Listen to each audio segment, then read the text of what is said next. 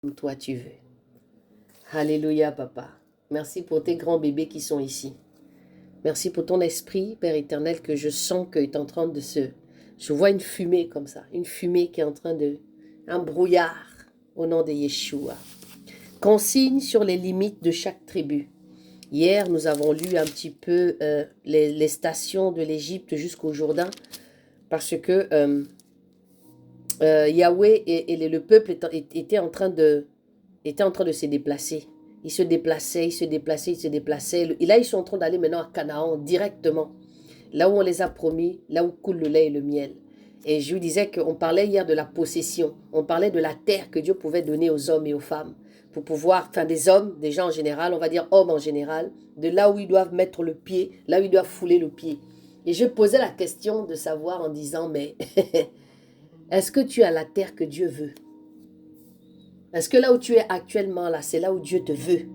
Est-ce que là où tu foules et tu te réveilles le matin, est-ce que c'est là où Dieu veut que tu sois? Vous savez qu'il y a des gens qui sont dans des pays, dès qu'ils ont mis le pied dans le pays, il n'y a rien qui va. Rien. Dès qu'ils ont mis le pied sur la terre, là où ils sont arrivés, il n'y a rien qui va. Et il y a d'autres qui vont arriver dans des territoires. C'est là où ils commencent à être bénis. Et aujourd'hui, maintenant, comme je sais que le Seigneur, dans sa bénédiction, il peut nous amener dans une bénédiction parce qu'on a le cœur favorable à faire son œuvre. Et donc, il te bénit seulement. Il te bénit seulement. Il te bénit seulement. Mais nous, en tant que disciples, est-ce que la terre où tu es, c'est là où Dieu voudrait que tu sois? Est-ce que quand tu te lèves le matin, quand tu mets le pied seulement dans ta chambre, et que tu te lèves et que tu mets la fenêtre, tu ouvres la fenêtre, est-ce que dans ton esprit, tu sens que c'est là où tu es? Vous savez, parce qu'il y a des moments, vous sentez que l'endroit où je suis ici, là, ce n'est plus bon pour moi. Ce n'est plus bon pour moi. Parce que des fois, tu te sens, toute l'année, tu es malade. Toute l'année, tu commences à être malade. Toute l'année, tu sens qu'il y a des trucs qui ne vont pas. Des mal de dos, tout le temps chez le médecin. Et puis un jour, tu te dis, bon, je vais peut-être quitter là pour aller à un autre endroit. Et puis tu te rends compte que quand tu arrives à cet endroit, tu te sens bien, tu respires mieux. Même la nourriture, ton transit, ton corps, tout va mieux. Il n'y a rien qui t'empêche de pouvoir jouir de l'endroit là où tu es. Et quand tu rentres chez toi, tu as l'impression que tout ce que tu as laissé devant ton paillasson, quand tu rentres dans ta maison, tu le récupères. C'est bizarre, hein? Et en plus, je sais de quoi je suis en train de vous parler. Consigne sur les limites de chaque tribu. Yahweh parla aussi à Moïse en disant, donne de l'ordre aux enfants d'Israël et dis-leur, parce que vous allez entrer au pays de Canaan, ce pays deviendra votre héritage. Le pays de Canaan, selon ses limites, votre frontière du côté du sud sera depuis le désert de Tin, de Long et d'Édom. Et votre frontière du côté du sud commencera au début de la mer Salée vers l'Orient. Et cette frontière tournera du sud vers la montée d'Agrabim et passera jusqu'à Tin et elle aboutira du côté du sud de Kadès, Barnéa, et sortira aussi par Hatzar Adar et passera jusqu'à Absmon, et cette frontière tournera depuis Absmon jusqu'au torrent d'Égypte, et elle aboutira à la mer. Quant à la frontière de l'Occident, vous aurez la grande mer, et ses limites, ce sera votre frontière occidentale. Et ce sera ici votre frontière au nord, depuis la grande mer. Vous marquerez pour vos limites la montagne de Hor. Et depuis la montagne de Hor, vous marquerez pour vos limites l'entrée de Hamath, et cette frontière aboutira vers Tsétad. Cette frontière passera jusqu'à Siphon, et elle aboutira à Assar et Nan. Telle sera votre frontière au nord. Puis vous marquerez pour vos limites vers l'orient de Hatzar et Nan, à Shéphan, et cette frontière descendra de Shéphan à Ribla, du côté de l'orient, d'Aïm, et cette frontière descendra le long de la mer de Kinéret vers l'orient. Cette frontière descendra au Jourdain pour aboutir à la mer Salée. Tel sera le pays que vous aurez avec ses limites tout autour. Et Moïse donna l'ordre aux enfants d'Israël en disant, c'est le pays que vous hériterez par le sort. et que Yahweh a ordonné de donner à 9 tribus et à la demi-tribu. Car la tribu des fils de Ruben, selon les familles de leurs pères, et la tribu des fils de Gad, selon les familles de leurs pères, ont pris leur héritage. Et la demi-tribu de Manassé a pris aussi son héritage. 2 tribus, dis-je, et la demi-tribu ont pris leur héritage de l'autre côté du Jourdain, vis-à-vis de Jéricho, du côté du Levant. Et Yahweh parla à Moïse en disant, « Voici les noms des hommes qui vous partageront le pays. Éliazar, le prêtre de Josué, fils de Nun. Éliazar, le prêtre, et Josué, fils de Nun. » Ça veut dire ici que, oh tata, merci, vérité. Louise, tu n'entendais pas, ok. Louise, toi tu as reçu une révélation par rapport à la terre.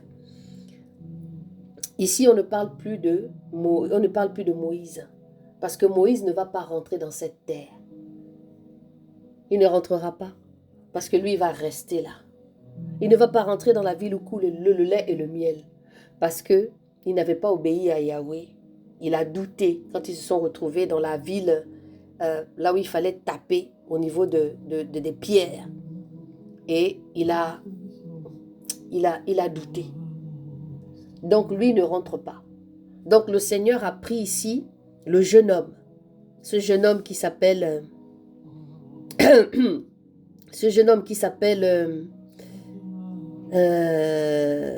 Josué. C'est Josué qui rentre dans la ville où coule le lait et le miel. Moïse va regarder la ville de loin. Il va juste apercevoir la ville. Mais il ne va pas arriver là-bas. Alléluia. Vous prendrez aussi un prince de chaque tribu pour faire le partage du pays. Et voici les noms de ces hommes par les tribus de Juda, Caleb, fils de Jéphuné. Pour la tribu des fils de Siméon, Samuel, fils d'Amihud. Pour la tribu de Benjamin, Elidad, fils de Kislon. Pour la tribu des fils de Dan, celui qui est le chef Buki, fils de Jogli. Pour les fils de Joseph, pour la tribu des fils de Manassé, celui qui en est le chef, Aniel, fils d'Éphod ou d'Épod. Et pour la tribu des fils d'Éphraïm, celui qui en est le chef, Kemuel, fils de Shiftan. Pour la tribu des fils de Zabulon, celui qui en est le chef, Elisaphan, fils de Parnak. Pour la tribu des fils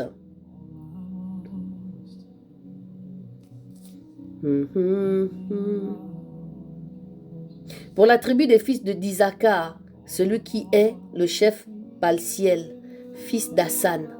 Pour la tribu des fils d'Asser, celui qui est le chef, Aïhud, fils de Shelomi.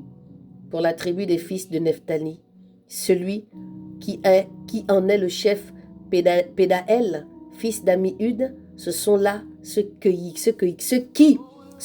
à qui Yahweh donna l'ordre de partager l'héritage aux enfants d'Israël dans le pays de Canaan. Amen, amen, amen. On a fini le chapitre 34. On va laisser le chapitre 35 et 36 parce que j'ai pas envie qu'on lise ça trop vite en fait. Parce que lire un chapitre, c'est quand même important. Il faut le comprendre. Et il nous reste plus que 2 chapitres, 35 et 36, et puis c'est fini. Nous allons dans le livre de Nombres. Donc je pense que, je sais pas, mais je ferai peut-être la lecture là en audio, la veille de Paris, pour que nous puissions, pour lire le 35 peut-être. Comme ça, vous l'aurez, je ferai une petite lecture. Voilà. Au moins, vous aurez ça en audio. On bénit le Seigneur, hein. En fait, quand j'étais en train de lire le 34, là, à partir du premier chapitre, à partir des consignes et des limites des tribus, vous savez que la terre n'est pas ronde. J'aurais appris que la terre n'était pas ronde, mais que la terre était plate.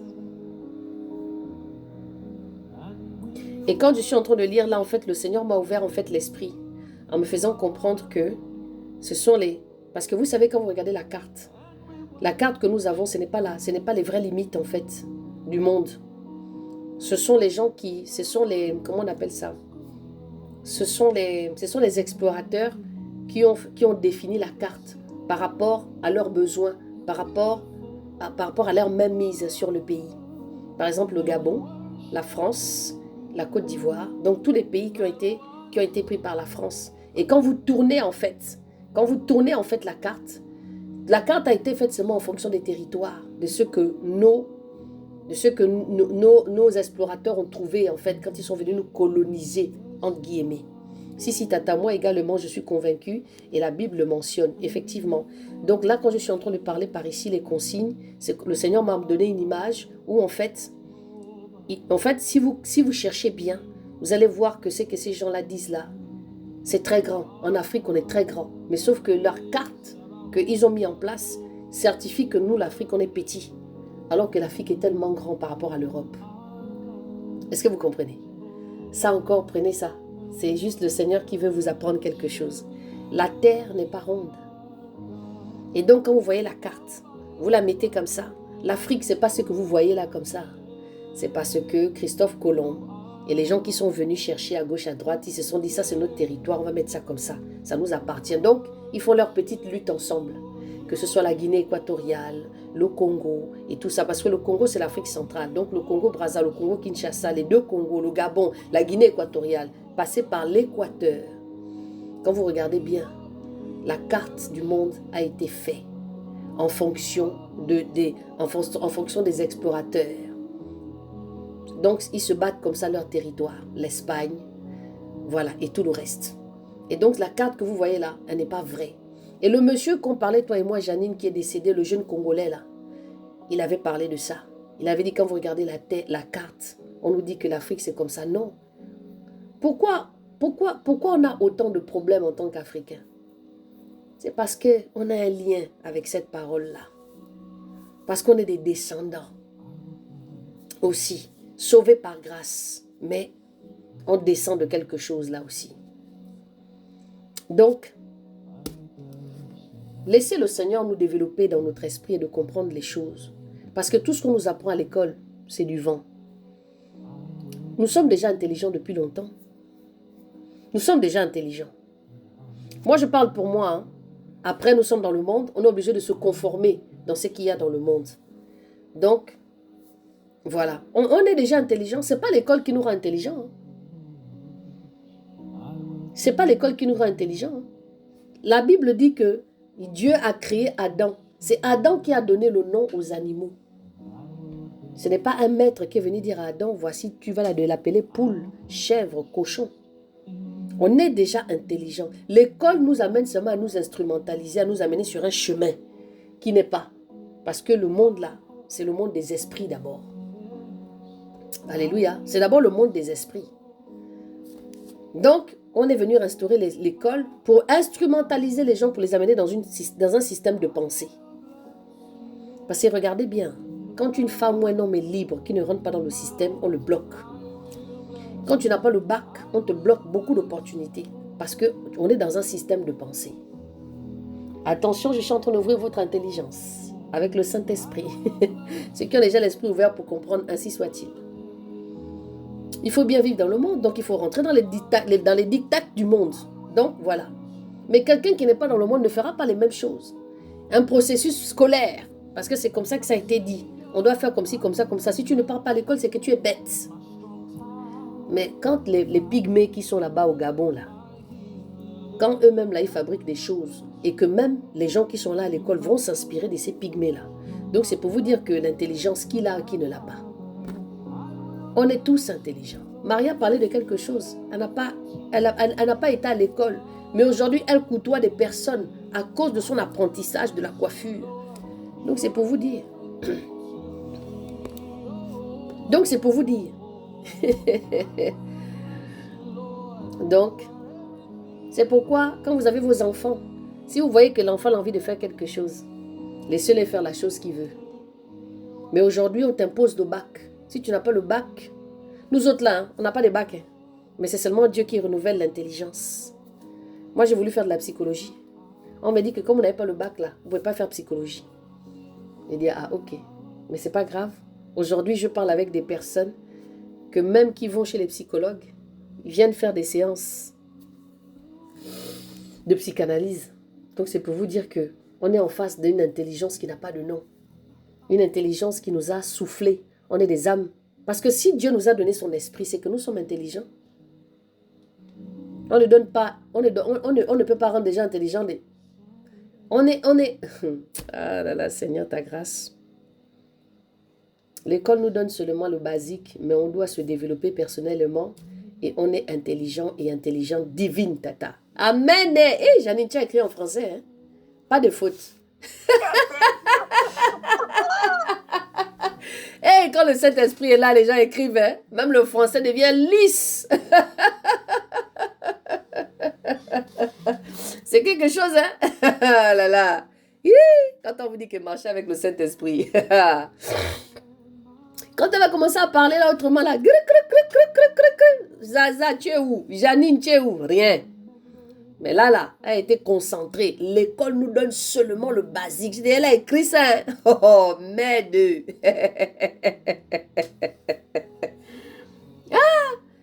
Il nous donne seulement la direction pour vivre dans le monde doucement, doucement, doucement. J'ai échoué au baccalauréat, mais j'ai réussi dans la petite enfance. Et toi, qui as vu ma page Facebook, tu as vu tout ce que je fabrique sans diplôme. Et surtout sans machine à coudre. Je vous dis, j'ai entendu une étude comme ça où les gens disaient que le cerveau humain, l'homme l'utilise peut-être à 10%. C'est-à-dire qu'on n'utilise même pas la moitié de notre intelligence. C'est pourquoi les Chinois, ils ont compris ça. Ils développent leurs enfants depuis l'enfance. Ils les apprennent déjà à surmonter certaines choses. Parce qu'ils ont compris quelque chose. Les Africains, nous, on passe le temps dans la distraction. Dans les paroles de malédiction avec les enfants. Pas tout le monde. Hein. Parce que je ne sais pas. Donc c'est important de développer. C'est important de réfléchir. C'est important d'observer quelque chose. De prendre le temps d'observer. Pourquoi ça c'est comme ça? Pourquoi ça c'est comme ça? Les gens cherchent aujourd'hui la facilité. Alors qu'on nous a donné un cerveau. On nous a donné une telle intelligence qu'il faut seulement s'asseoir. Vous savez le temps. Le temps, c'est quelque chose. Hein. Le temps, c'est quelque chose. C'est ce que je disais hier. Ou avant-hier, je suis en début de semaine. Je vous disais que on a 20 ans, on pense à faire la fête pour certains. Moi, j'ai fait beaucoup la fête. À l'âge de 20 ans, 18 ans. Ouh là là. C'était la crise. La bamboula. Eh, mon Dieu. Ah oui, j'ai vécu. Ouais. Ah ouais. J'ai fait les boîtes de nuit. Danser. Moi, j'aimais danser. Hein. Ah là là. J'aimais danser, hein? Oh mon Dieu! Danser, les boîtes, les cafés, les bars, la cigarette. Yeah! La vida. Ah là là. Dieu a dit, non, la fille là, on va quand même lui donner un peu le goût de la vie, quoi. Et puis je vais la tâcher ici, là, au petit côté. Les Chinois voient les épreuves comme les opportunités. Ben oui, ça développe leur mindset. Ah oui, moi j'aimais la bamboula, hein? Yeah! Quand le Seigneur est venu chercher l'enfant là comme ça, là, j'ai dit, ouh, Seigneur, on peut faire ça à quelqu'un. Bamboula! Et maintenant, quand le Seigneur vient te prendre comme ça et puis te met dans un temps, il te pose et puis il te dit, regarde. Moi, j'apprends beaucoup dans le temps. C'est là que moi, j'apprends. Quand le temps, quand je reste des fois comme ça, moi, je peux rester pendant 48 heures. Je ne sors pas de la maison, je suis assise. C'est-à-dire que je suis là, je tourne, je descends, je fais ce que j'ai à faire, je bois mon café, je médite, je parle à Dieu. Je peux rester comme ça pendant 48 heures. 2 jours, je suis enfermée. Je suis là. Et puis je commence à poser des questions au Seigneur. Et le Seigneur m'apprend beaucoup sur le temps. Vous savez, quand on a 18 ans là, on fait la fête. Quand on commence à avoir 20 ans, si à 20 ans, 25 ans, tu as eu un enfant, l'enfant là, soit l'enfant va te changer, ou bien soit l'enfant là, va te rendre zingue-zingue. Parce que tu vas faire un déni. Parce que tu ne connais pas les responsabilités de l'enfant. Tu arrives à 30 ans, tu as un comportement qui commence à venir. 40 ans, si tu as la grâce d'être un peu sage, tu vas commencer à devenir sage et puis tu vas commencer à te poser. Et dans tout ce cheminement-là, ta façon de réfléchir va changer. D'autres en bien, d'autres toujours dans la bêtise, immature. Et vous voyez que le temps, il y a un dicton qui dit, qui est très français, on parle du vin. On dit que le vin, quand il se bonifie avec le temps, il devient bon. Donc, c'est-à-dire, plus il reste en durée, plus il reste, comment on dit ça, il reste plein d'années, c'est là qu'il il va rentrer en maturation et il aura plus de goût. Voilà, ça c'est pour nous autres là un peu qui aiment hein, le vin.